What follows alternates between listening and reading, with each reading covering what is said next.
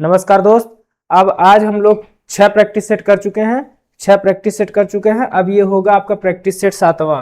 Practice set कौन सा number होगा? 7 नंबर का। चूंकि 7 नंबर में देखिए कई लोगों ने क्वेश्चन में देखिए हमने कमेंट किया हुआ है, तो कमेंट किए हुए क्वेश्चनों को ये ध्यान में रखना है कि क्वेश्चन में जो है जो आप लोग कमेंट करते हैं ना, तो उसमें स्पष्टवादिता नहीं है। थोड़ा सा स्पष्ट लिखा करिए, उसमें आधा लिख के आधा डैश डैश कर दिए हैं। अब देखिए क्वेश्चन नंबर जो है जो है इसमें फर्स्ट है। अब प्रैक्टिस देखिए, प्रैक्टिस पर डे सुबह शाम पर डे एक प्रैक्टिस जो है मैं आपको बार बार बता रहा हूँ कि बीपीएससी प्रखंड शिक्षा पदाधिकारी बहुत जबरदस्त और शानदार पोस्ट है, इसको आप समझ लीजिए। तो इसमें जो है इसलिए बता रहा जा रहा है कि जो है इसके बाद हो सकता है कि ये पहला जो है बीपीएससी ये पहली वैकेंसी है। ये बिहार के और भारत के इतिहास में पहली वैकेंसी है। ये पहली बार ये पोस्ट क्रिएट की गई है। इसमें पहली बार ही इतनी अच्छे तरीके से पोस्ट आई है। प्रखंड शिक्षा पदाधिकारी जो है काफ़ी अच्छी और हाई लेवल की नौकरी भी है, ठीक है। तो अब आप इसको देखिए कि प्रश्न संख्या 1 में आइए। प्रश्न संख्या 1 में देखिए क्वेश्चन क्या कह रहा है। संगमरमर, क्वार्टजाइट, स्लेट और माइका शिस्ट किस प्रकार की चट्टानों के उदाहरण हैं? प्रश्न है संगमरमर। प्रश्न संख्या 1 में देख लीजिए, संगमरमर,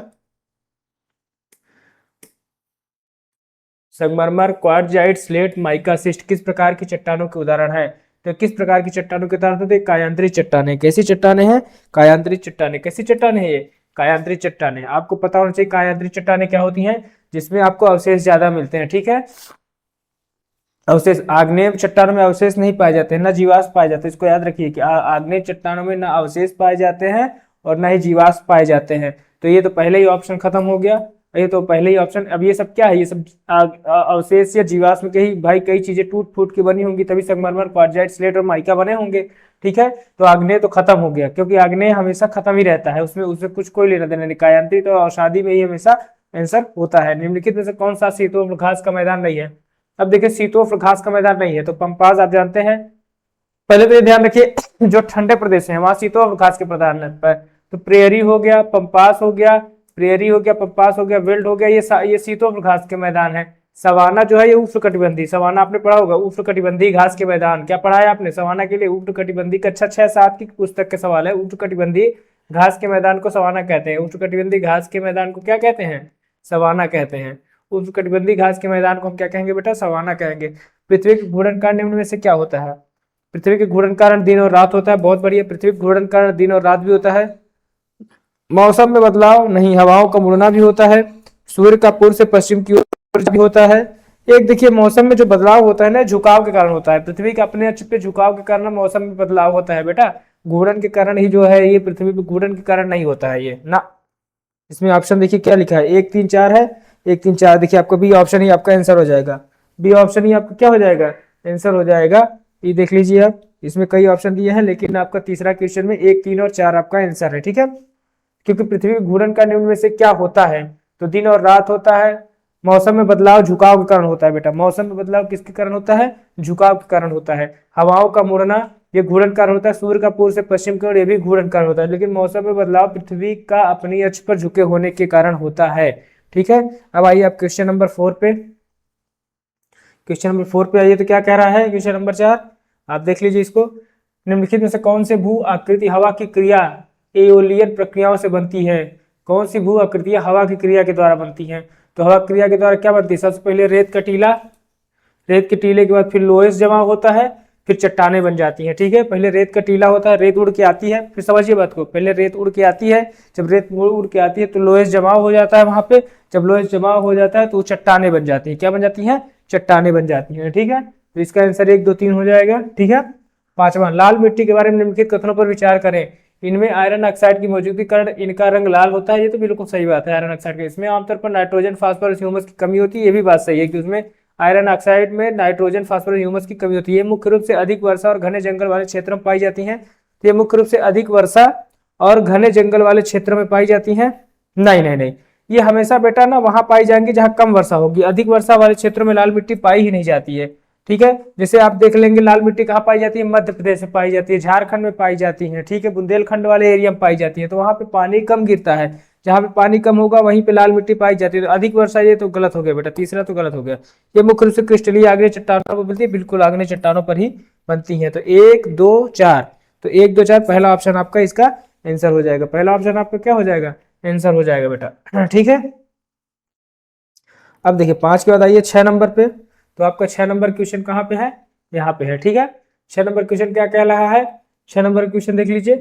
क्वेश्चन नंबर कह रहा है ग्रीष्म संक्रांति और शीतकालीन संक्रांति के बारे में निम्नलिखित कथनों पर विचार करें। ग्रीष्म संक्रांति पर सूर्य कर्क रेखा पर ठीक ऊपर होता है, बिल्कुल सही बात है। ठीक, ग्रीष्म संक्रांति पर सूर्य कर्क रेखा क्या होता है, ठीक ऊपर होता है। शीतकालीन संक्रांति पर सूर्य मकर रेखा के ठीक ऊपर होता है, ये भी एकदम राइट क्वेश्चन है। ग्रीष्म संक्रांति उत्तरी गोलार्ध में सबसे लंबा दिन होता है, सही बात है। ग्रीष्म संक्रांति में उत्तरी गोलार्ध में सबसे लंबा दिन होता है, और शीतकालीन संक्रांति दक्षिण गोलार्ध में सबसे छोटा नहीं बेटा, नो, ओहो छोटा नहीं, सबसे बड़ा दिन होता है। शीतकालीन संक्रांति में दक्षिण गोलार्ध में सबसे छोटा दिन होता है। तो 1 2 3 सही हो जाएगा फर्स्ट ऑप्शन।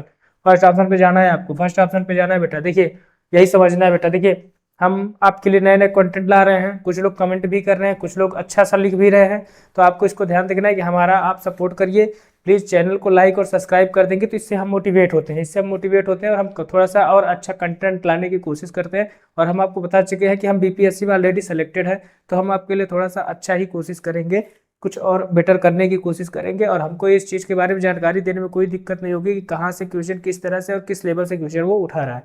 ठीक है, निम्नलिखित में से कौन सा सक्रिय ज्वालामुखी नहीं है। अब आपको बता रहे हैं कि कौन सा सक्रिय ज्वालामुखी नहीं है। माउंट एटना सक्रिय ज्वालामुखी है, माउंट वेसुवियस भी सक्रिय ज्वालामुखी है, स्ट्रोम्बोली भी क्या है सक्रिय, लेकिन माउंट किलिमंजारो जो है ये सक्रिय ज्वालामुखी नहीं है। माउंट जो किलिमंजारो है ये सक्रिय ज्वालामुखी क्या है, नहीं है। ठीक है, माउंट किलिमंजारो सक्रिय ज्वालामुखी नहीं है। और आप इसी में लिख लीजिए स्ट्रोम्बोली, एक आपने सुना होगा स्ट्रोम्बोली। स्ट्रोम्बोली के बारे में जानते हैं, इसको भूमध्य सागर का क्या कहा जाता है, स्ट्रोम्बोली को जो है भूमध्य सागर का लाइट हाउस कहा जाता है। स्ट्रोम्बोली को भूमध्य सागर का क्या कहा जाता है बेटा, लाइट हाउस कहा जाता है। दुनिया का सबसे ऊंचा सक्रिय ज्वालामुखी इक्वाडोर का है। दुनिया का सबसे ऊंचा सक्रिय ज्वालामुखी इक्वाडोर का कोटोपैक्सी है, इसको भी लिख लीजिए। दुनिया का सबसे ऊंचा सक्रिय ज्वालामुखी कौन सा है, दुनिया का सबसे ऊंचा सक्रिय ज्वालामुखी इक्वाडोर का कोटोपैक्सी है। इक्वाडोर का कोटोपैक्सी दुनिया का सबसे ऊंचा सक्रिय ज्वालामुखी है। ठीक है ना, इसको आपको याद रखना है, इसको आपको क्या रखना है, याद रखना है। तो इसका आंसर हो जाएगा माउंट किलिमंजारो। क्या हो जाएगा, माउंट किलिमंजारो। कौन सा सक्रिय ज्वालामुखी नहीं है, माउंट किलिमंजारो सक्रिय ज्वालामुखी में नहीं आता है, ये शांत है, ये कैसा है, शांत ज्वालामुखी है। ठीक है, बहुत बढ़िया। अगला क्वेश्चन देखिए, 7 के बाद आइए 8 नंबर पे। 8 नंबर, नीतिला दर्रा भारत के निम्नलिखित किस राज्य में है। अब नीतिला दर्रा भारत के किस राज्य में, बताइए नीतिला दर्रा भारत के किस राज्य में है। तो नीतिला दर्रा भारत के, आप इस क्वेश्चन को तो सिंपल क्वेश्चन को तो आप लोग बता ही सकते हैं कि नीतिला दर्रा भारत की किस राज्य में है। ये उत्तराखंड में, नीतिला दर्रा भारत की कहाँ है, उत्तराखंड में। चलिए बताइए, हिमाचल प्रदेश के किन 2 दर्रों के नाम लिखिए, हिमाचल प्रदेश के किन 2 दर्रों के नाम लिखिए, हिमाचल प्रदेश के किन 2 दर्रों के नाम बताइए, जल्दी बताइए। बारालाचा दर्रा और सिपकीला दर्रा, बारालाचा दर्रा और सिपकीला दर्रा, बारालाचा दर्रा और सिपकीला, ये कहाँ है, ये कहाँ है बेटा, हिमाचल प्रदेश में। बारालाचा और सिपकीला, सिक्किम का पता है आपको, सिक्किम के सिक्किम के किन्हीं 2 दर्रों के नाम बताइए, सिक्किम किन्हीं 2 दर्रों के नाम बताइए, बताइए सिक्किम में कौन कौन से पाए जाते हैं। तो जेलेपला और नाथुला। जेलेपला आपको पता है, जेलेपला कहाँ है, जेलेपला कहाँ पे है, ये सिक्किम में। जेलेपला कहाँ पे बेटा, सिक्किम में है। जेलेपला कहाँ पे है, सिक्किम में है। जेलेपला कहाँ पे है, सिक्किम में है। और बोमडीला कहाँ पे है, बोमडीला ये हिमाचल प्रदेश में है। बोमडीला कहाँ पे है, अरुणाचल प्रदेश में। तो याद रखना है, नीतिला दर्रा भारत के किस राज्य में है, तो ये उत्तराखंड में। हिमाचल प्रदेश में बारालाचा और सिपकीला हिमाचल प्रदेश में। सिक्किम में कौन सा है, जेलेपला है। और बोमडीला कहाँ पे है, अरुणाचल प्रदेश। भारत के निम्नलिखित द्वीप समूह में से किसमें 572 द्वीप हैं, ये बताना है कि किसमें 572 द्वीप है। तो 572 द्वीप कहाँ पे हैं, 572 द्वीप है आपके अंडमान और निकोबार द्वीप समूह में। कहाँ पे है बेटा, अंडमान और निकोबार द्वीप समूह। सिंपल क्वेश्चन है, बाब अल मंदेव जलप्रपात, यही आया था बेटा पिछली बार टीआरई 2 या टीआरई 3 बीपीएससी में। ये बाब अल मंदेव जलप्रपात पेपर देखिएगा, बाब अल मंदेव जलप्रपात निम्नलिखित में से किस जल निकाय को जोड़ता है। तो बेटा ये लाल सागर को अदर की खाड़ी से जोड़ता है। यही सेम क्वेश्चन आया हुआ बेटा, देखिए सेम, क्योंकि मैं बता रहा हूँ, क्योंकि मैं उस क्षेत्र से गुजर चुका हूँ बाबू, इसलिए मैं आपको बता रहा हूँ कि लाल सागर और अदन खाड़ी, यही सेम क्वेश्चन आया था बेटा। 10 नंबर क्वेश्चन आया था कि बाब अल मंदेव जलप्रपात निम्नलिखित किस जल निकायों को जोड़ता है। तो लाल सागर और अदर की खाड़ी को जोड़ता है। और ये भी ध्यान रखें कि इस पूरी प्रैक्टिस सेट कराने के बाद हम आपको बीपीएससी के आए हुए प्रीवियस ईयर के क्वेश्चन भी करा देंगे, कहीं कोई दिक्कत की बात नहीं होगी। बाब अल मंदेव जलप्रपात किस जिले को निकायों को जोड़ता है, तो लाल सागर और अदन की खाड़ी को जोड़ता है। ठीक है, अब 10 के बाद आइए क्वेश्चन नंबर 11 पे। किस पे आइए, 11 पे क्या कह रहा है, निम्नलिखित में से कौन सी एक अदिश राशि है, बताइए अदिश राशि कौन सी है। इसमें अदिश राशि कौन सी है बेटा, तो अदिश राशि इसमें कौन सी जाएगी, वेग है, विस्थापन है, बल है, ये तो सदिश राशि है। वेग भी सदिश राशि है, विस्थापन भी सदिश राशि है, बल भी सदिश राशि है। चाल इसमें बेटा अदिश राशि है। चाल इसमें क्या हो जाएगा?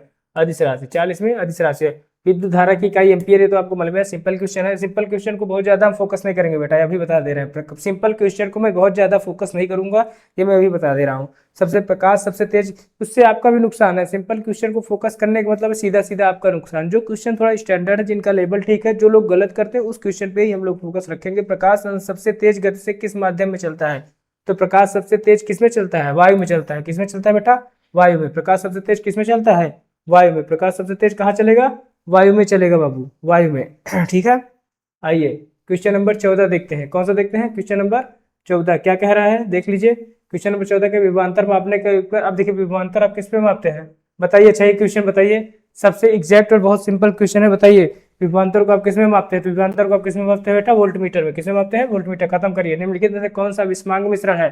तो देखिए नमक का घोल, नमक घोलेंगे तो समांग हो जाएगा। सिरका भी समांग हो जाएगा, वायु भी समांग होगा। तेल और पानी आपस में नहीं मिलते, ये विषमांग मिश्रण हो जाएगा बेटा। तेल और पानी आपस में नहीं मैच होता है, ये विषमांग मिश्रण हो जाएगा। ठीक है, किसी तत्व की परमाणु संख्या दर्शाती है। किसी तत्व की परमाणु संख्या क्या दर्शाती है बेटा? बताइए, किसी तत्व की जो परमाणु संख्या है वो क्या दर्शाती है? किसी तत्व की जो परमाणु संख्या है बेटा, वो क्या दर्शाती है? प्रोटॉनों की संख्या। किसी तत्व की परमाणु संख्या ही प्रोटॉनों की संख्या होती है। याद रखिए, किसी तत्व की जो परमाणु संख्या होती है वो क्या होती है? प्रोटॉनों की संख्या ही होती है।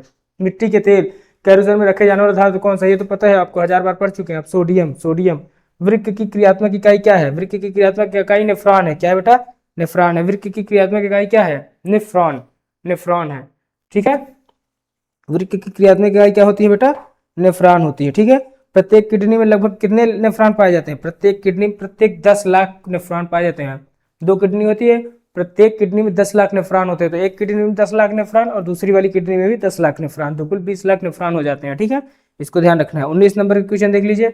19 नंबर क्वेश्चन क्या कहते हैं? पौधों से जल की हानि को कहते हैं। पौधों से जल की हानि को क्या कहा जाता है? तो उसको हम कहेंगे, पौधों से जल की हानि को क्या कहेंगे बताइए। अच्छा 19 नंबर का क्वेश्चन बताइए, सिंपल क्वेश्चन है। 19 नंबर क्वेश्चन है, उसको हम क्या कहेंगे? वाष्पोत्सर्जन। क्या कहेंगे बेटा? वाष्पोत्सर्जन कहेंगे। उसको हम क्या कहेंगे? वाष्पोत्सर्जन। सूर्य के प्रकाश से कौन सा विटामिन प्राप्त होता है? सीधी सी बात है, इसको करना ही नहीं, विटामिन डी। देखिए बेटा, हम सिंपल क्वेश्चन को बता रहे हैं बार बार कि उस पर ज्यादा हम ध्यान नहीं दे रहे हैं। आपको अच्छे और इवेल्युएट क्वेश्चन की ही जरूरत है। ठीक है, निम्न पर विचार करें। ध्वनि निर्वात में संचारित नहीं हो सकता। ध्वनि निर्वात में संचरित नहीं हो सकती। सही बात है कि ध्वनि निर्वात में संचरित नहीं हो सकती, बिल्कुल सही बात है। ठीक है, ध्वनि तरंगों के संचरण के लिए भौतिक माध्यम की आवश्यकता होती है, बिल्कुल सही बात है। ए और आर सही है दोनों, और आर ए की सही व्याख्या भी करते हैं। आर ए की क्या करते हैं? सही व्याख्या भी करते हैं, क्योंकि ध्वनि निर्वात में संचरित नहीं होती है। ध्वनि तरंगों के संचरण के लिए भौतिक माध्यम बहुत आवश्यक है। बिना भौतिक माध्यम के ध्वनि जो है नहीं चल पाएगा। ठीक है, तो इसका ऑप्शन ए ही हो जाएगा। बाकी ज्यादा कुछ सोचने की नहीं है। 22 नंबर के क्वेश्चन पे सीधा सीधा हमको आ जाना है। 22 नंबर के क्वेश्चन क्या कह रहा है बेटा? आइए 22 नंबर क्वेश्चन देखते हैं। 22 नंबर के क्वेश्चन पे देखिए क्या कह रहा है। किसी वस्तु को पृथ्वी से चंद्रमा पर ले जाने पर उसमें क्या परिवर्तन होता है? किसी वस्तु को अगर पृथ्वी से आप चंद्रमा पर ले जाएंगे तो सीधा भार बदल जाएगा।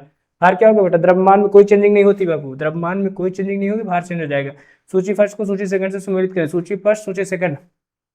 देखिए, उत्तल लेंस प्रकाश किरणों को एकत्र करता है, बिल्कुल सही बात है। उत्तल लेंस क्या करता है? प्रकाश किरणों को एकत्र करता है। अवतल लेंस क्या करता है? प्रकाश किरणों को फैलाता है, ये भी सही। प्रिज्म क्या करता है? प्रकाश रंग को विभाजित करता है। 1 2 3 ऑप्शन 1 2 3 बी ऑप्शन सीधा सीधा आ गया, कोई दिक्कत की बात नहीं है। सीधा सीधा आपके पास ऑप्शन बी आ गया है। ठीक है, ऑप्शन कौन सा आ गया है? बी वाला। ठीक है, अब आते हैं आप 24 नंबर के क्वेश्चन पे बेटा। 24 नंबर क्वेश्चन क्या कह रहा है देख लीजिए। निम्नलिखित कथनों पर विचार करें। देखिए 24 वाला बताइए क्या हो जाएगा इसका आंसर 24 वाले का। निम्नलिखित पर विचार करें। कथन है, विद्युत फ्यूज का गलनांक कम होता है। विद्युत फ्यूज का गलनांक कम होता है। ठीक है, विद्युत फ्यूज का गलनांक कम होता है। धारा सीमा से अधिक होने पर पिघल जाता है। धारा सीमा से अधिक होने पर पिघल जाता है और परिपथ को तोड़ देता है। सही बात है, धारा सीमा से अधिक होने पर पिघल जाता है, परिपथ को तोड़ देता है, जिसके कारण घरों की लाइटें, फ्रिज, कूलर, एसी आपकी सुरक्षित बच जाती हैं। ठीक है, तो कथन एवं कारण दोनों सत्य और आर की सही व्याख्या भी करता है। ठीक है, 24 नंबर हो गया। 25 निम्नलिखित पर विचार करें। कथन, किसी तत्व के सभी समस्थानिकों के रासायनिक गुण समान होते हैं।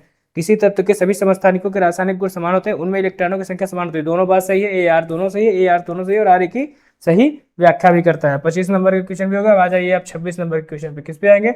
26 नंबर क्वेश्चन क्या कह रहा है देख लीजिए। 26 नंबर पे आइए। 26 नंबर का क्वेश्चन आपको कह रहा है कि सूची पृष्ठ को सूची से सम्मिलित करें। अम्ल है, अम्ल नीले लिटमस को क्या करता है? लाल कर देता है, बिल्कुल सही बात है। क्षार लाल लिटमस को नीला करता है, बिल्कुल सही बात है। लवण क्या करता है? उदासीनीकरण करता है। 1 2 3 आपका सही है, 1 2 3 आप बना दीजिए इसको। ठीक है, निम्नलिखित में कौन सी धातु विद्युत का सर्वश्रेष्ठ चालक है? विद्युत का सर्वश्रेष्ठ चालक है बेटा चांदी। कौन है? चांदी। कथन ए, जाइलम पौधों में जल का परिवहन करता है। सही बात है। जाइलम पौधों में, जाइलम द्विदिशात्मक होता नहीं, ये शब्द गलत हो गया बेटा। जाइलम द्विदिशात्मक नहीं होता है। जाइलम पौधों में जल का परिवहन करता है। जाइलम में गति द्विदिशात्मक होता नहीं बेटा। जाइलम में द्विदिशात्मक थोड़ी होता है, सिर्फ दो ही दिशा में जल जाएगा, वो तो हर जगह जाता है ना। तो जाइलम पौधों में जल का परिवहन करता है, बिल्कुल। जाइलम में गति दिशात्मक हो सकता है लेकिन द्विदिशात्मक नहीं, ये गलत हो जाएगा। ठीक है, केवल फर्स्ट सत्य, ए सत्य है, आर असत्य है। ठीक है, ए सत्य है, आर असत्य है। ऑप्शन नंबर ए आ जाएगा। 28 में क्या हो जाएगा बेटा? ऑप्शन नंबर ए हो जाएगा। चलिए अब देखिए 29 नंबर का क्वेश्चन देख लेते हैं। 29 नंबर का क्वेश्चन क्या कह रहा है? 29 नंबर पे आइए। ठीक है, 29 नंबर क्वेश्चन कह रहा है सूची फर्स्ट को सूची सेकंड से सुमेलित करिए। देखिए माइटोकॉन्ड्रिया कोशिका का पावर हाउस। माइटोकॉन्ड्रिया क्या है? कोशिका का पावर हाउस है। माइटोकॉन्ड्रिया क्या है बेटा? कोशिका का पावर हाउस है। क्लोरोप्लास्ट क्या है? प्रकाश संश्लेषण है। राइबोसोम प्रोटीन का संश्लेषण है। 1 2 3, 1 2 3 बी ऑप्शन हो जाएगा बेटा। इसमें कौन सा हो जाएगा? इसमें बी ऑप्शन हो जाएगा। क्या हो जाएगा? B option. इसमें क्या हो जाएगा? बी ऑप्शन हो जाएगा। ठीक है, इसमें कौन सा हो जाएगा? बी ऑप्शन, है ना। ठीक है, बी ऑप्शन हो गया 29 नंबर। आइए 30 नंबर क्वेश्चन देख लीजिए। 30 नंबर क्वेश्चन क्या कह रहा है? 30 नंबर कह रहा है अलैंगिक जनन का उदाहरण कौन सा है? तो ईस्ट में कली बनना है। ईस्ट में कली बनना क्या है? मानव तो जनन है, लैंगिक जनन है। फूलों में निषेचन भी लैंगिक जनन है, परागण में भी लैंगिक जनन होता है। लेकिन जो है ईस्ट में कली बनना है, क्या है? ये अलैंगिक जनन है बेटा। क्या है ये? अलैंगिक जनन है। ईस्ट में कली बनना है। देखिए अलैंगिक जनन का मतलब जिसमें लिंग का कोई वर्क नहीं होता है। तो फूलों में निषेचन भी लैंगिक जनन होता है, मानव जनन भी लैंगिक जनन ही होता है, परागण में भी लैंगिक जनन ही होता है। लेकिन ईस्ट में कली बनना ये अलैंगिक जनन का उदाहरण। किस चोल राजा ने संपूर्ण सीलोन पर विजय प्राप्त की थी? तो ये किसने प्राप्त किया था बेटा? राजेंद्र फर्स्ट ने। किसने प्राप्त किया था? ये राजेंद्र फर्स्ट ने। किसने प्राप्त किया था? राजेंद्र फर्स्ट ने। और राजराज फर्स्ट ने श्रीलंका पर पहली बार आक्रमण किया था। राजराज फर्स्ट ने श्रीलंका पहली बार आक्रमण किसने किया था? श्रीलंका पर पहली बार आक्रमण, पहली बार आक्रमण, क्वेश्चन को समझिए, पहली बार आक्रमण किसने किया था? ये राजराज प्रथम ने किया था। देखिए किस चोल राजा ने संपूर्ण सीलोन पर विजय प्राप्त की थी? तो राजराज फर्स्ट था। किस चोल राजा ने संपूर्ण सीलोन पर विजय प्राप्त की थी? वो राजराज फर्स्ट था। ठीक है, अब देखिए किस चोल राजा ने संपूर्ण सीलोन पर विजय प्राप्त की थी? तो ये राजेंद्र फर्स्ट हो जाएगा। किस चोल राजा ने, फिर समझिए, किस चोल राजा ने संपूर्ण सीलोन पर विजय प्राप्त की? उसका आंसर राजेंद्र फर्स्ट हो जाएगा। लेकिन अगर यही क्वेश्चन पलट देता और ये कहता कि किस चोल राजा ने सबसे पहले श्रीलंका पर हमला किया था? किस चोल राजा ने सबसे पहले श्रीलंका पे हमला किया था? तो उसका आंसर हो जाएगा राजराज फर्स्ट हो जाएगा। क्वेश्चन दोनों को समझ लीजिए। किस चोल राजा ने संपूर्ण सीलोन पर विजय प्राप्त की? उसका आंसर राजेंद्र फर्स्ट हो जाएगा। और पूछेगा किस चोल राजा ने सबसे पहले श्रीलंका पे हमला किया? और राजराज प्रथम हो जाएगा। इसको दोनों को नोट कर लेना है, अच्छे से आपको लिख लेना है, क्वेश्चन उठा सकता है। निम्न में से किसने महमूद गजनी के हमले को सोमनाथ मंदिर का संपूर्ण निर्माण कराया था? महमूद गजनी के हमले के बाद सोमनाथ मंदिर का पूर्ण निर्माण किसने कराया था? भीमदेव ने कराया था बेटा। किसने था? भीमदेव। गुजरात का था ये, भीमदेव शासक था वहां का। सोमनाथ मंदिर का पुनर्निर्माण भीमदेव ने करवाया था। किसने करवाया था बेटा? भीमदेव ने। किसने करवाया था? भीमदेव ने। भीमदेव के काल को गुजरात की कला का स्वर्णकाल भी कहा जाता है। निम्न में से किस सुल्तान के काल में खालिसा भूमि अधिक पैमाने पर विकसित हुई? खालसा भूमि फिरोज अलाउद्दीन खिलजी के समय में। किसमें हुई बेटा? निम्न किस सुल्तान के काल में खालसा भूमि, जो खालसा भूमि है वो अधिक पैमाने पर विकसित हुई थी? तो अलाउद्दीन खिलजी। अलाउद्दीन खिलजी पिक्चर देखे ही होंगे आपने, उसमें ये क्या करता था? खालसा भूमि को अधिक जो है पैमाने पर विकसित करता था। हमेशा वो साउथ की तरफ ध्यान रखता था और विकसित अपने राज्य को विस्तारवादी नीतियों के रूप में अलाउद्दीन खिलजी ने काफी सारे उस पर काम भी किए हुए हैं। ठीक है, तो इसको आपको ध्यान में रखना है बेटा। 34 नंबर का क्वेश्चन देख लीजिए। 34 नंबर क्वेश्चन को आप ध्यान से देखते चलिए और आप ये देखिए कि आपको कितने क्वेश्चन इसमें से आ रहे हैं बेटा। ठीक है, निम्नलिखित कौन सा स्थान गुरु नानक का जन्म स्थान है? अब आपको पता है ननकाना साहिब है। कौन सा बेटा है? ननकाना साहिब। जो आपको ये ध्यान रखना है कि कौन सा स्थान गुरु नानक का जन्म स्थान है। तो गुरु नानक का जन्म स्थान कहाँ है बेटा? ननकाना साहिब में है। कौन सा? ननकाना साहिब। चलिए अगला क्वेश्चन बताइए। अमृत जो शहर है पंजाब में, उस शहर की किसने बसाया था? उस शहर को किसने बसाया था? आपको इसके बारे में बताना है। 34 नंबर अमृतसर के बारे में। ठीक है, चलिए बताइए, जल्दी बताइए। अमृतसर की स्थापना किसने की थी? बताइए। चौथे गुरु कौन थे? गुरु रामदास। चौथे गुरु कौन थे? रामदास। अमृतसर, इसी पे अमृतसर से रामदास बना दीजिए, रामदास बन गया। ठीक है, अमृतसर की स्थापना चौथे गुरु रामदास ने की थी। अमृतसर शहर की स्थापना किसने की थी? चौथे गुरु रामदास ने की थी। चलिए बताइए।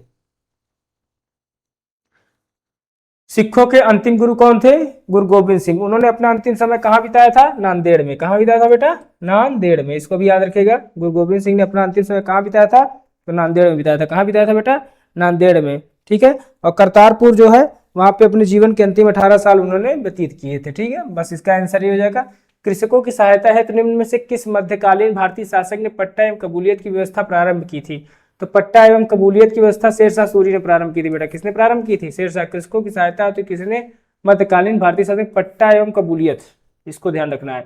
पट्टा एवं कबूलियत की व्यवस्था किसने प्रारंभ की थी? शेरशाह सूरी ने। बिंदुसार के शासनकाल में अशोक ने अवंती महाजनपद जीतकर मौर्य साम्राज्य में मिला लिया था, इसका उल्लेख किस ग्रंथ में मिलता है? मौर्य साम्राज्य में मिला लिया था। बिंदुसार के शासनकाल में अशोक ने अवंती जो महाजनपद था उसको जीतकर मौर्य साम्राज्य में मिला लिया था, इसका उल्लेख किस ग्रंथ में मिलता है? तो बुद्ध घोष की समंत पासादिका में। बुद्ध घोष की समंत पासादिका में इसका वर्णन मिलता है। बुद्ध घोष की समंत पासादिका में अवंती महाजनपद को जीतकर मौर्य साम्राज्य मिला लिया था, इसका उल्लेख किस ग्रंथ में मिलता है? बुद्ध घोष की समंत पासादिका में मिलता है बेटा। इसका आंसर हो जाएगा 36 का ए। क्या हो जाएगा? 36 का ए नंबर हो जाएगा। आइए 37 नंबर क्वेश्चन देखते हैं। 36 के बाद 37 नंबर क्वेश्चन क्या कह रहा है? 37 देखिए, निम्नलिखित में से कौन सा एक सही सुमेलित नहीं है? देखिए कौन सा एक सही सुमेलित नहीं बताना है। आलमगीरपुर कहाँ पे है? उत्तर प्रदेश में। और ये भी आपको रखना है कि ये हड़प्पा सभ्यता का सबसे पूर्वी स्थल है। कौन सा है?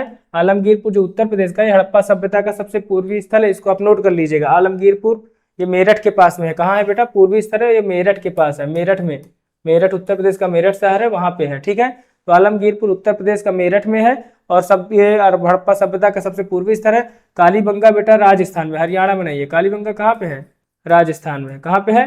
कालीबंगा राजस्थान में। तो इसका आंसर बी हो जाएगा, कालीबंगा, ठीक है। लोथल गुजरात में है, रोपड़ पंजाब में, ठीक है। कालीबंगा पूछा तो कालीबंगा आपका सही सुमेलित नहीं है, तो कालीबंगा कहाँ है बेटा? राजस्थान में। वैदिक धर्म एवं संस्कृत को संरक्षण की परंपरा निम्नलिखित में से किस वंश के द्वारा आरंभ की गई थी? वैदिक धर्म एवं संस्कृत के संरक्षण की परंपरा किस वंश के द्वारा? पिछले पिछले प्रैक्टिस सेट में क्वेश्चन आया हुआ है। वैदिक धर्म एवं संस्कृत की संरक्षण की परंपरा किस वंश के द्वारा आरंभ की गई? बताइए जल्दी, 1 सेकंड का टाइम है आपके पास, बताइए जल्दी बताइए इसको, बताइए जल्दी बताइए। चलिए शुंग वंश, इसका आंसर क्या हो जाएगा? शुंग वंश। वैदिक धर्म संस्कृत संरक्षण परंपरा निम्नलिखित किस वंश के द्वारा आरंभ की गई थी? तो इसका आंसर क्या हो जाएगा? शुंग वंश। शुंग वंश की स्थापना किसने की थी? बताइए। शुंग वंश की स्थापना पुष्यमित्र शुंग ने कब की थी? 185 ईसा पूर्व में। और अंतिम मौर्य सम्राट बृहद्रथ की हत्या करके। अंतिम मौर्य सम्राट जो बृहद्रथ था, बृहद्रथ है, इसकी हत्या करके। और 185 ईसा पूर्व में इसने स्थापना की थी। कब की थी बेटा? 185 ईसा पूर्व में। तो ये शुंग वंश की स्थापना 185 ईसा पूर्व में। मौर्य वंश के बाद शुंग वंश आया था। शुंग वंश के बाद कर्ण वंश आया था। देखिए मौर्य वंश का अंतिम शासक था बृहद्रथ। बृहद्रथ किसने क्या की थी? हत्या कर दी थी। बृहद्रथ की क्या की थी? हत्या की थी। और हत्या करके जो है इसने जो है पुष्यमित्र शुंग ने 185 ईसा पूर्व में, 185 ईसा पूर्व में किसकी स्थापना की? शुंग वंश की। फिर शुंग वंश के बाद आ गया था कर्ण वंश आ गया था, ठीक है बेटा। 38 के बाद आ जाइए आप 39 नंबर के क्वेश्चन में। किसमें आएंगे आप? 39 नंबर क्वेश्चन। देखिए 39 नंबर क्वेश्चन को आप सीधा सीधा आप ही बताएंगे, एकदम एग्जैक्ट आंसर बताना है। चलिए बता दीजिए, समझ जाएंगे कि आप जो है तैयारी कर रहे हैं। जान लीजिए 39 नंबर क्वेश्चन बता दिए अगर आप तो। चलिए बताइए, ट्राई करिए। 39 नंबर, निम्नलिखित कौन सा सही समझते? प्रथम आंग्ल मैसूर युद्ध हैदर अली पराजित हुआ? नहीं। द्वितीय आंग्ल मैसूर युद्ध हैदर अली ने अंग्रेजों को पराजित किया? इस द्वितीय आंग्ल मैसूर युद्ध तो कोई रिजल्ट ही नहीं आया था बेटा, तो पराजित होने का सवाल ही नहीं होता है। प्रथम आंग्ल मैसूर में हैदर अली पराजित नहीं होता, हैदर अली जीता था, ये जीता था बेटा, ठीक है।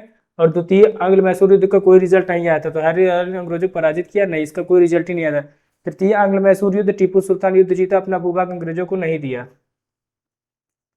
नहीं, ये भी तृतीय आंग्ल मैसूर युद्ध टीपू सुल्तान युद्ध जीता। और नहीं, टीपू सुल्तान इसमें मारा गया था बेटा, नहीं इसमें हैदर अली मारा गया था। इसमें जो है हैदर अली। चतुर्थ आंग्ल मैसूर टीपू सुल्तान को पराजित किया गया और युद्ध के मध्य मारा गया। बिल्कुल सही बात है, एकदम एग्जैक्ट बात है। चतुर्थ आंग्ल मैसूर टीपू सुल्तान को पराजित किया गया। ये जो है चतुर्थ आंग्ल मैसूर युद्ध में टीपू सुल्तान को पराजित भी किया गया और युद्ध के मध्य वो जो है क्या हुआ था? मारा गया था बेटा। क्या हुआ था?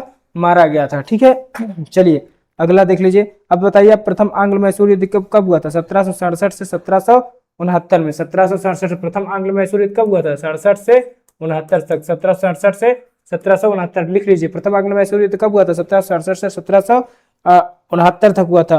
और जो प्रथम आंग्ल मैसूर युद्ध समाप्त हुआ था वो किसके साथ समाप्त हुआ था? मद्रास की संधि के साथ। किसके साथ समाप्त हुआ था?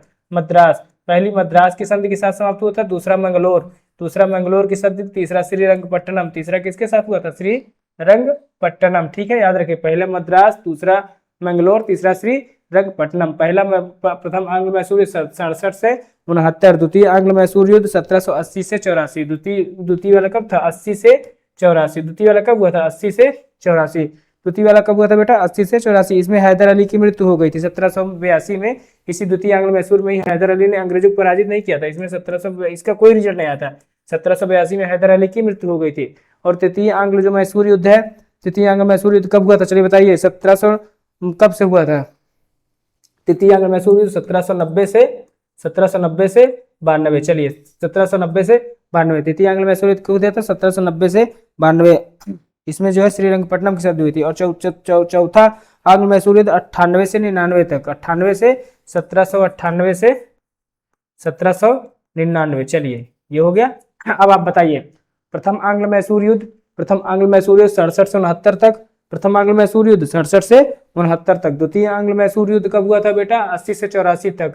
पहला 67 से 69 तक, दूसरा 80 से 84 तक, तीसरा 90 से 92 तक और चौथा 98 से 99 तक। इसमें फिर बाद में टीपू सुल्तान मारा जाता है 99 में बेटा। किस कब मारा जाता है? 1799 में टीपू सुल्तान की मृत्यु हो जाती है। और किस गवर्नर के साथ लड़ते हुए टीपू सुल्तान की मृत्यु हो जाती है? कई बार क्वेश्चन मारा पूछा गया है बेटा। किस गवर्नर?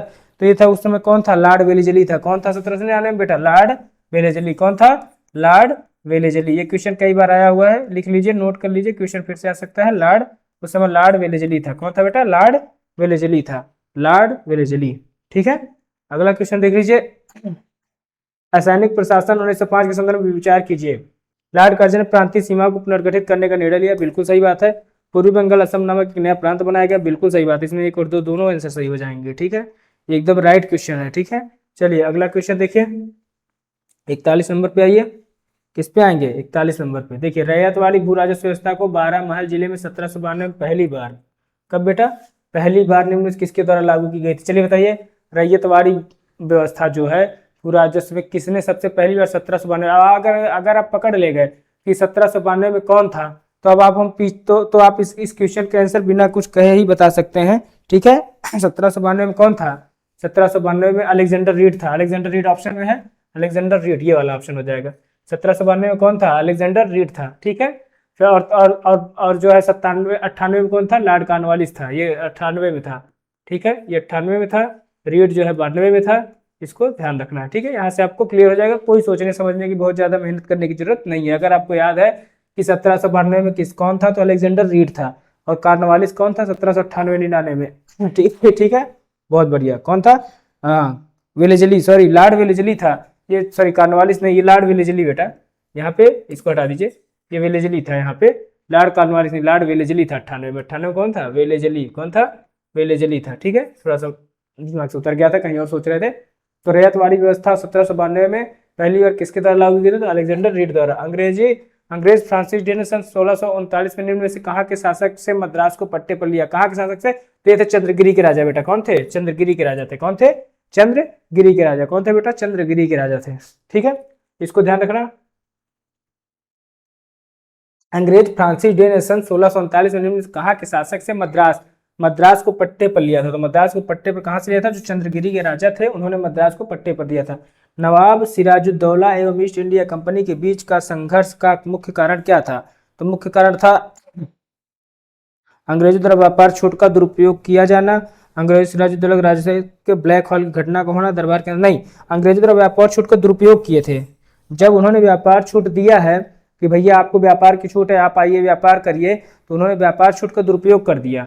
मतलब जरूरत से ज्यादा ही दुरुपयोग हो गया। तो अंग्रेजों द्वारा व्यापार छूट का दुरुपयोग किया जाना ही जो है सिराजुद्दौला ईस्ट इंडिया कंपनी के संघर्ष का मुख्य कारण था। संघर्ष का मुख्य कारण क्या था? व्यापार छूट का दुरुपयोग करना था। ठीक है, आइए 44 नंबर का क्वेश्चन देख लेते हैं। 44 क्वेश्चन का नंबर का आपको आंसर देना है। इस क्वेश्चन का आंसर आपको देना है। 44 नंबर क्वेश्चन देख लीजिए, बताइए इसका आंसर। क्वेश्चन कह रहा है कि खिलाफत आंदोलन की लहर के बीच 1921 में केरल के तटवर्ती क्षेत्र में हुए कृषक विद्रोह को राष्ट्रीय स्तर के किन दिग्गज नेताओं को पुरजोर समर्थन प्राप्त हुआ था? अच्छा, एक क्वेश्चन आप बताइए कि मोपला विद्रोह केरल में किस सन में हुआ था?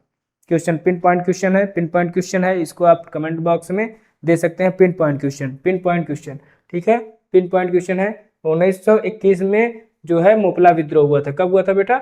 1921 में। मोपला विद्रोह कब हुआ था? 1921 में। कब हुआ था? 1921 में। तो लिख लीजिए मोपला विद्रोह केरल में। मोपला विद्रोह जो हुआ था वो 1921 में केरल में, 1921 में केरल में हुआ था। और जिसमें कौन कौन थे? मोहनदास करमचंद गांधी जी थे, मौलाना शौकत अली भी थे, मौलाना अबुल कलाम आजाद भी थे, तीनों थे बेटा। उपरोक्त कथन के अंदर सही विकल्प का चयन कीजिए।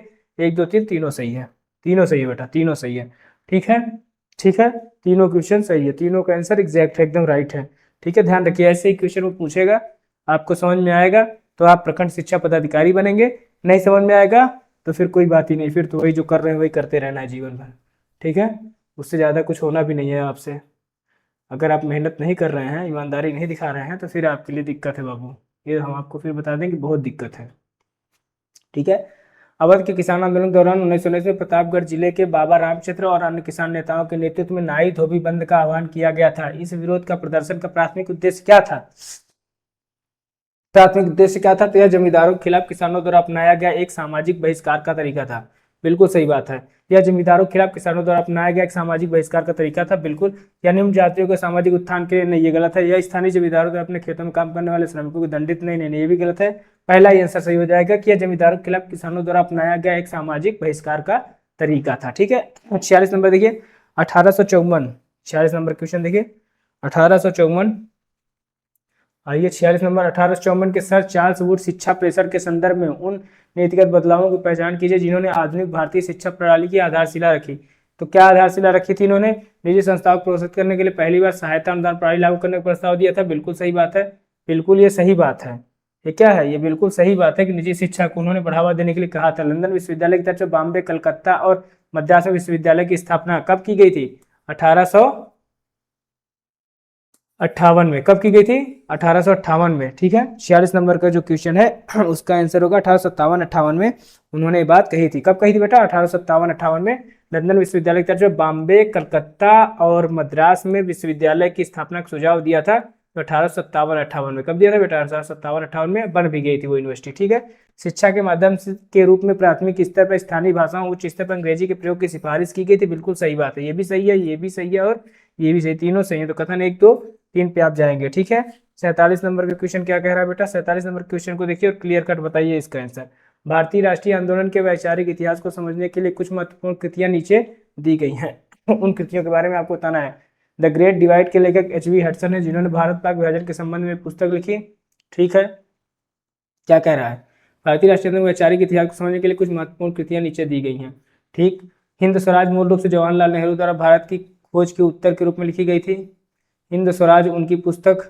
Guilty man of India's partition, doctor Ram Manohar Lohia ने विभाजन के लिए जिम्मेदार कारकों का तीखा विश्लेषण किया, ये भी सही है। Glimpses of world history Mahatma Gandhi की नहीं है। देखिए बेटा, glimpses of world history Nehru ji की है। किसकी है? नेहरू जी की है। ग्लिम्सेस ऑफ वर्ल्ड हिस्ट्री किसकी है? नेहरू जी की है। और हिंद स्वराज किसकी है? ये हिंद स्वराज किसकी है? जवाहरलाल नेहरू की ना होके किसकी है? हिंद स्वराज महात्मा गांधी जी की। हिंद स्वराज किसकी है? महात्मा गांधी जी की। किसकी है? महात्मा गांधी जी के। तो क्वेश्चन कौन सा सही हो गया? क्वेश्चन पूछा है, बताइए 47 नंबर का आंसर क्या हो जाएगा? ए हो जाएगा। 1 और 3 सही है। कौन कौन सा? एक में क्या है? द ग्रेट डिवाइड के लेखक कौन थे? एच.वी. हडसन। और तीसरा क्या है? Guilty man of India partition, Ram Manohar Lohia. बिल्कुल सही है। बाकी glimpses man of world history Mahatma Gandhi की नहीं है, ये नेहरू जी की है। और हिंद स्वराज जवाहरलाल नेहरू की नहीं बल्कि गांधी जी की है। ठीक है, इसको आपको नोट कर लेना है, लिख लेना है, बाकी और कोई दिक्कत की बात नहीं है। 48 नंबर का क्वेश्चन देख रहे हैं। 48 नंबर का क्वेश्चन देख लीजिए, बहुत ही अच्छा टॉप क्लास का क्वेश्चन है 48 नंबर का। इस पे आपको पूछ सकता है।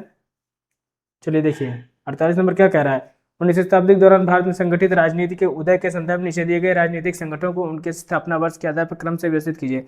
बंग भाषा प्रकाशित सभा क्या है? बंग Bhasha Prakashit Sabha, land holder society, Bengal British India Indian league.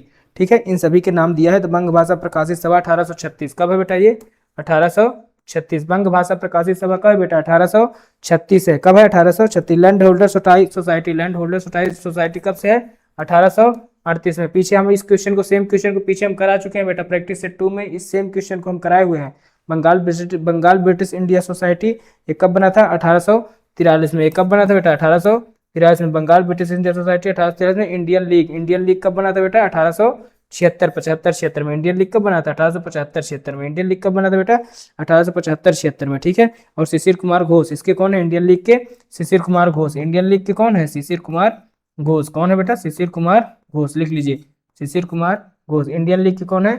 Shishir Kumar Ghosh. बंग भाषा प्रकाशित सभा। ठीक है, ये बंगाल का पहला राजनीतिक संगठन था। बंग भाषा प्रकाशित सभा बंगाल का पहला राजनीतिक संगठन। बंगाल का पहला राजनीतिक संगठन कौन सा था?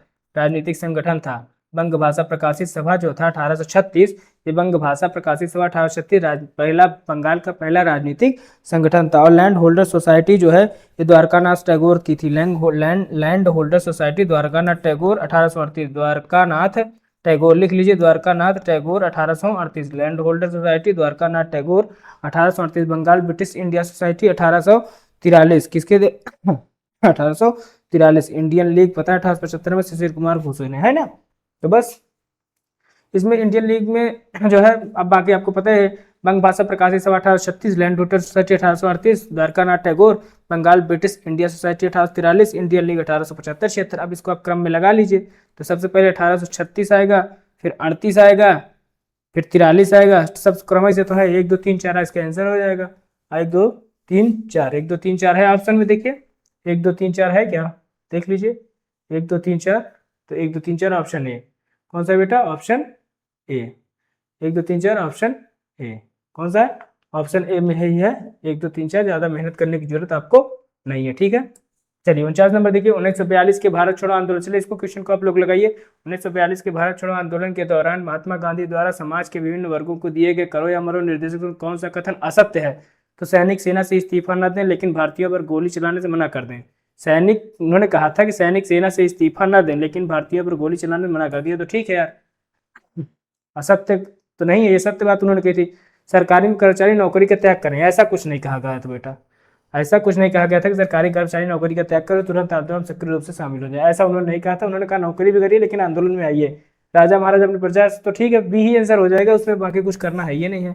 बी क्वेश्चन ही इसका आंसर हो जाएगा, बाकी इसमें कुछ करना ही नहीं है, बी क्वेश्चन हो जाएगा, ठीक है। बी क्वेश्चन 50 नंबर क्वेश्चन देखिए, 50 और आज का लास्ट क्वेश्चन होगा। आज का लास्ट क्वेश्चन होगा बेटा 50 नंबर क्वेश्चन। इसके बाद आप लोगों को ये समझ में, आप लोग देखिए पर डे एक प्रैक्टिस पेपर हम करा रहे हैं, एक सुबह होता है एक शाम होता है। 50 क्वेश्चन का एक सुबह होता है एक शाम होता है, आपको उसमें करना है।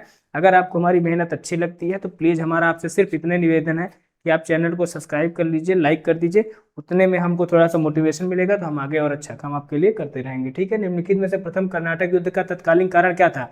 चलिए बताइए, प्रथम कर्नाटक युद्ध कब हुआ था बेटा?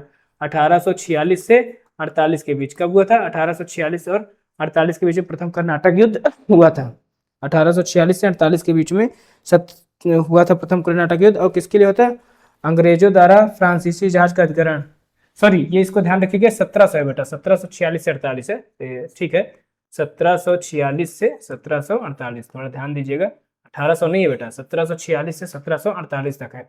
जिनके प्रथम कर्नाटक युद्ध का तत्कालीन कारण, देखिए प्रथम कर्नाटक युद्ध का तत्कालीन कारण ये था कि अंग्रेज और फ्रांसीसियों की प्रतिनिधिता ऑस्ट्रिया की राजगद्दी कर्नाटक, अंग्रेजों द्वारा, ये है अंग्रेजों द्वारा फ्रांसीसी जहाजों का जो अधिग्रहण किया गया था वो मुख्य कारण था बेटा। अंग्रेजों द्वारा फ्रांसीसी जहाजों का जो अधिग्रहण कर लिया गया था, तो इसमें जो है कर्नाटक युद्ध का तत्कालिक कारण क्या था? और 1746 से 48 के बीच प्रथम कर्नाटक युद्ध 1746 से 48 के बीच अंग्रेजों द्वारा फ्रांसीसी जहाजों का अतिक्रमण कर लेना, अधिग्रहण कर लेना ही मुख्य कारण था। प्रैक्टिस सेट 50 हो गया है। अब कल सुबह फिर आपको पेपर मिलेगा, इसलिए पर डे आपको सुबह शाम पर डे 50 सेट का क्वेश्चन आपको दे रहे हैं, जो बीपीएससी द्वारा समर्पित क्वेश्चन है। प्रखंड शिक्षा पदाधिकारी के लिए सबसे बेस्ट जो क्वेश्चन का सिलेबस है, पिन पॉइंट क्वेश्चन है, आपको इसको ध्यान रखना है। बीपीएससी के लिए बहुत ही बेस्ट टॉपिक दे रहा हूँ। इसमें आपने, अगर आपको अच्छा लगा हो तो चैनल को लाइक और सब्सक्राइब करके हमारा हौसला अफजाई करिए। थैंक यू, धन्यवाद।